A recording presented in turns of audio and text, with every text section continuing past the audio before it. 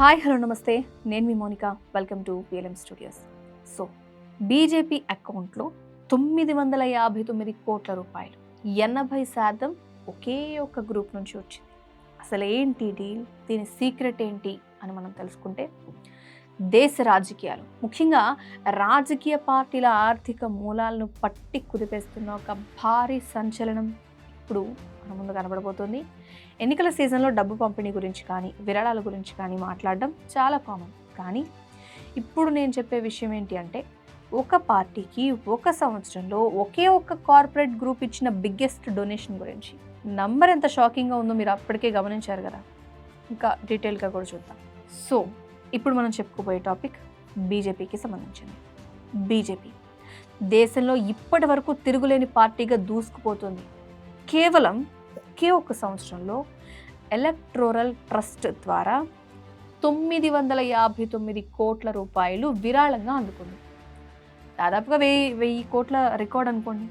కానీ ట్విస్ట్ ఏంటి అంటే, ఈ 959 కోట్ల రూపాయలలో ఒకే ఒక్క కార్పొరేట్ దిగ్గజం, దేశంలో నమ్మకానికి పారిశ్రామిక రంగానికి మారు పేరుగా నిలిచిన టాటా గ్రూప్. టాటా గ్రూప్ ఏకంగా 757 కోట్ల రూపాయలు విరాళంగా ఇచ్చింది. ఒకసారి ఆలోచించండి, 959 కోట్లలో 757 కోట్లు అంటే బీజేపీకి ట్రస్ట్ల ద్వారా వచ్చిన మొత్తం అమౌంట్లో సుమారు 80% కేవలం టాటా గ్రూప్ నుంచి మాత్రమే వచ్చిందా? How shocking it is.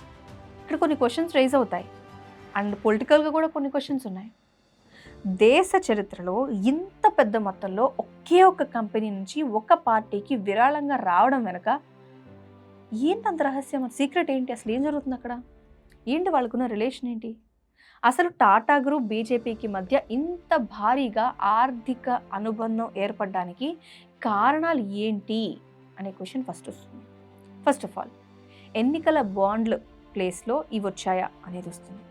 బేసికల్గా ఎన్నికల బాండ్లు పథకం అనేది రద్దయిన తర్వాత కార్పొరేట్ కంపెనీలు వాళ్ళ విరాళాలు అనేవి ఎలక్టోరల్ ట్రస్ట్ల ద్వారా ట్రాన్స్ఫర్ చేస్తూ ఉన్నాయా అనే డౌట్ వస్తుంది. మరి దీనికి ఏంటి, వాళ్ళకి రిజల్ట్ ఏమైనా ఉంటుందా? ఏం జరుగుతుందంటే, ఎప్పుడైతే పారిశ్రామిక దిగ్గజాలు ఈ కంపెనీస్ ఉంటాయో, రాజకీయ పార్టీలో ఇంత పెద్ద మొత్తంగా విరాళాలు ఇస్తున్నారు అంటే దానికి కంపెనీలకి ప్రభుత్వం నుంచి ఏదైనా సరే ప్రాఫిట్ వస్తుందా అనే క్వశ్చన్ రైజ్ అవుతుంది. సో ఏదైనా క్విడ్ ప్రోకో డీల్ ఉందా అనే డౌట్ కూడా వస్తుంది. బేసికల్గా ప్రతిపక్షాలు సహజంగా ఈ నెంబర్లు చూసి క్వశ్చన్ చేస్తుంటాయి, ప్రతిపక్షంలో ఉంటే కామన్.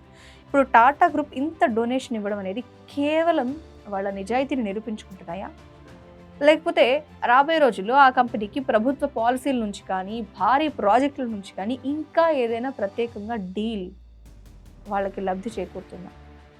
మరి క్వశ్చన్స్కి గవర్నమెంట్ కానీ టాటా గ్రూప్ కానీ ఎలాంటి ఆన్సర్ చెయ్యనే లేదు. ఇది బయటికి రావడమే పెద్ద షాకింగ్గా ఉంది. వాళ్ళు ఆన్సర్ చేస్తారా అంటే మీరే ఆలోచించాలి, మీకు ఇంకా బాగా తెలుసు.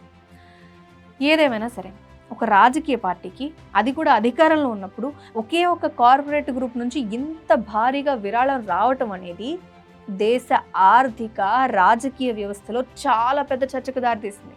959 కోట్ల విరాళం, అందులో 757 కోట్ల రూపాయలు టాటా కాంట్రిబ్యూషన్.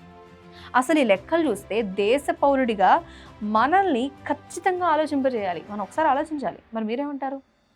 టాటా గ్రూపు ఇంత భారీ విరాళం ఇవ్వడం నిజంగా కరెక్టేనా?